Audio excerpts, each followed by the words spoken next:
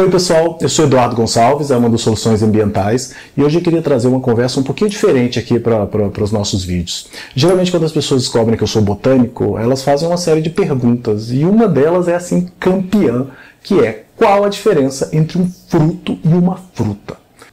Entendo que essa é uma questão importante em português, porque por uma peculiaridade da nossa língua, existem de fato duas palavras para descrever sentidos que são diferentes, mas que muitas vezes você pode intercambiá-los e continua funcionando. Mas às vezes você vai fazer uma confusão muito grande se você misturar as duas coisas. Então quase sempre as pessoas têm um pouco de dúvida. Na verdade, todas as duas palavras se originam na mesma raiz, a palavra fructus, em latim, que quer dizer fruto, né? Fruto como uma parte da planta, um produto da planta depois da floração. Então, esse termo é muito usado, né, obviamente, até no sentido figurado, mas as pessoas começam a se confundir quando nós estamos falando mesmo da estrutura, né, da parte da planta chamada fruto ou fruta. Então vamos separar isso muito bem. Fruto, em português pelo menos, fruto significa uma entidade botânica. Fruto é uma parte da planta. E você não tem muito problema identificar isso a partir do momento que você sabe onde estão as coisas. Por quê? Quando você tem uma flor, né, a flor tem todas aquelas partes que você já esqueceu o nome. Vamos lembrar. Eu tenho sépalas, eu tenho pétalas, eu tenho estames, que são estruturas masculinas da planta, geralmente em maior número, e eu tenho geralmente uma peça central chamada de gineceu, que é a estrutura feminina. A base desse gineceu é onde estão os óvulos, que no futuro vão virar sementes. Pois é, aquela base do gineceu, chamada de ovário, ela, depois que ela é fecundada, depois que o pólen dá um jeito de fecundar aquela estrutura, ela se desenvolve para gerar, para produzir as sementes lá dentro. E isso é um fruto. Quer dizer, o desenvolvimento daquela estrutura é um fruto. Então não tem muito problema. Basta você procurar o ovário, ver o que ele virou, e o que ele virou é sempre o fruto, porque não tem como ele virar outra coisa. Então, essa é uma unidade botânica, fruto. E o fruto pode ter várias formas. Um coco, né? Um coco verde, como você vê ele, você compra ele para água de coco, ele é um fruto. Ele não se parece com uma fruta, mas ele é claramente um fruto. Então, a vagem de um feijão é um fruto. Tudo isso são frutos, né? E você jamais confundiria isso com outra ideia. Esse é um conceito botânico, e esse conceito é mais simples. O problema é que o mais usado não é esse. O mais usado é o conceito de fruta. E fruta, gente, é um conceito que a gente chama de bromatológico, tem a ver com comida. Então, fruta, ela tem que ter um significado. Essa palavra fruta tem significado.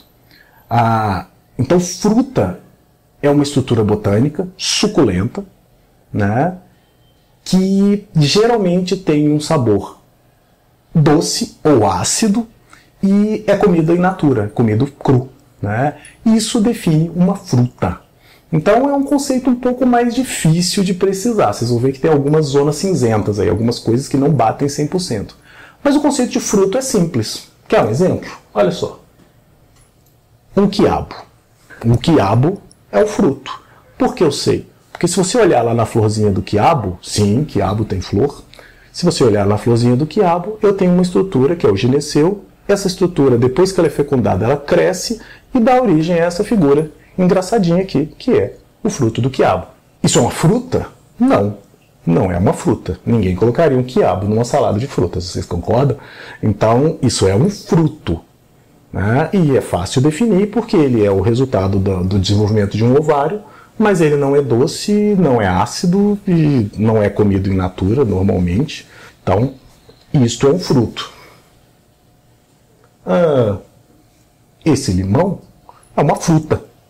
Ele também é um ovário de uma planta que se desenvolveu, cresceu, se encheu de um suco que pode ser mais doce, mas no caso do limão é ácido. Então eu tenho aqui um conceito de uma fruta que também é um fruto e um fruto que de forma alguma é uma fruta. Então entenda, esse é um fruto e é uma fruta. Esse é só um fruto, ok? A pergunta é: existe alguma chance de ter uma fruta que não seja um fruto? Caiu meu limão. Sim, existe. Um caso extremamente clássico é o nosso caju. Por que o caju é um caso clássico? Quando o caju está na plantinha, ele está grudado por aqui, certo? Se você me perguntar onde está o fruto do caju, o fruto do caju é esse negócio aqui, que a gente convencionou chamar de castanha.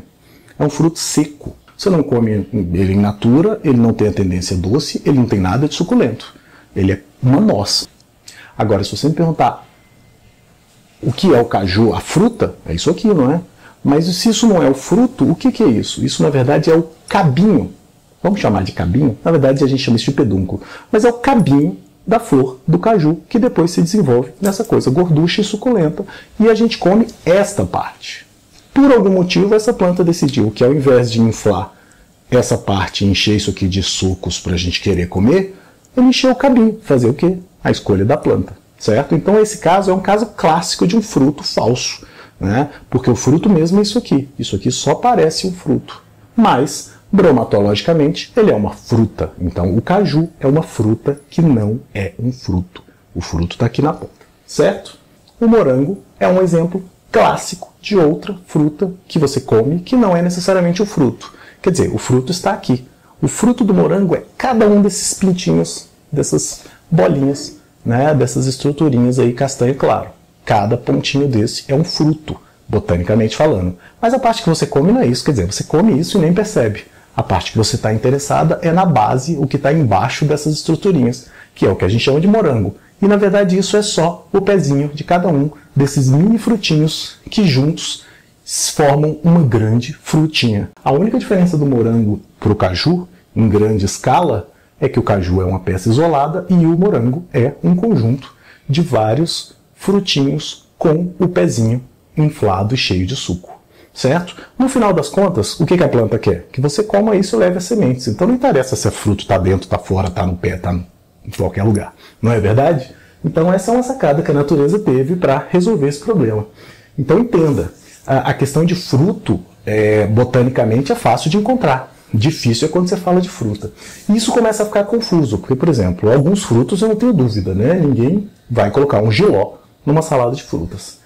Mas alguns frutos eles começam a entrar num conceito complicado. Por exemplo, o tomate.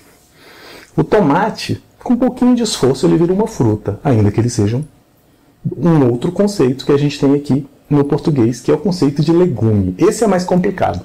O que é um legume? Bromatologicamente, existem 3 categorias de alimentos frescos de origem vegetal. Eu tenho frutas, eu tenho verduras, que são folhagens em geral, e eu tenho um negócio chamado legume.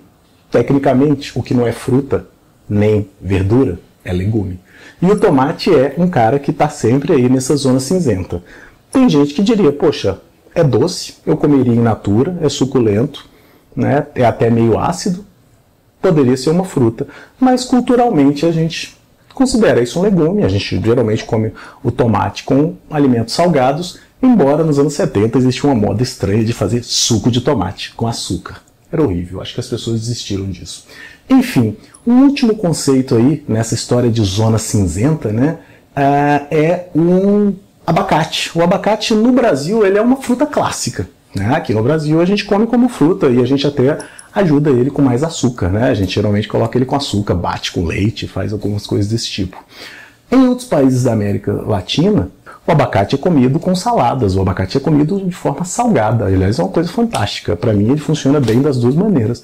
Né? Numa guacamole ou numa vitamina, o abacate funciona, ora como fruta, ora como legume. Então, no Brasil, o abacate ele é uma fruta porque ele é encarado como fruta. Então, perceba que esse conceito bromatológico ele é amplo e ele é, como é que eu posso dizer, adaptável. O conceito botânico, não. Por último, eu queria mostrar tal que eu acho que é uma curiosidade, né? A maçã, que é, teoricamente, a fruta clássica, né? A fruta da Branca de Neve, é um caso bizarro onde você tem um fruto e um pseudofruto juntos. Todo mundo já viu uma maçã e já percebeu que aqui dentro da maçã eu tenho uma estruturinha que parece um pacotinho de papelão, de plástico, sei lá, dentro do qual ficam as sementes. É uma textura meio de couro, né? Meio coriácea. Essa estrutura aqui que está aqui dentro, essa é de fato o fruto botânico. E o que é essa parte que você come com tanta felicidade da maçã? Isso, na verdade, é o pseudofruto, da mesma forma que o caju, só com uma diferença. No caju, ele está por fora. Na maçã, ele englobou completamente o fruto. Então, o fruto, botanicamente falando, da maçã, É só essa estrutura aqui que está dentro, que contém as sementes.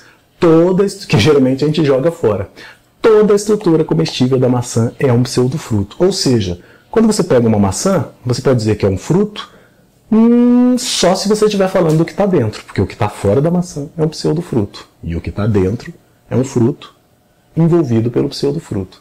Interessante isso, né? A maçã é um caso onde ela associou as duas coisas. Você pode até comer o fruto, mas os organismos vão atrás da maçã pelo pseudofruto que está em volta dessa parte. Geralmente a gente come exatamente no contorno do pseudofruto e joga fora.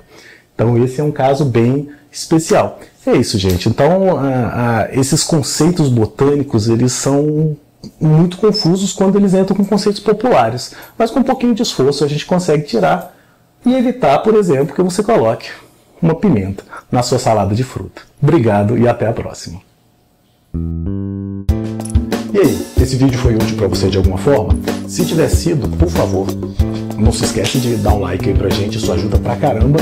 E se inscrever no nosso canal para você ficar sempre por dentro das novidades. E se você gosta dessa área de morfologia vegetal, uma dica boa para você é esse livro que eu escrevi junto com Harry Lorenzi, já está na sua 2ª edição, tá? Tá aqui o Morfologia Vegetal.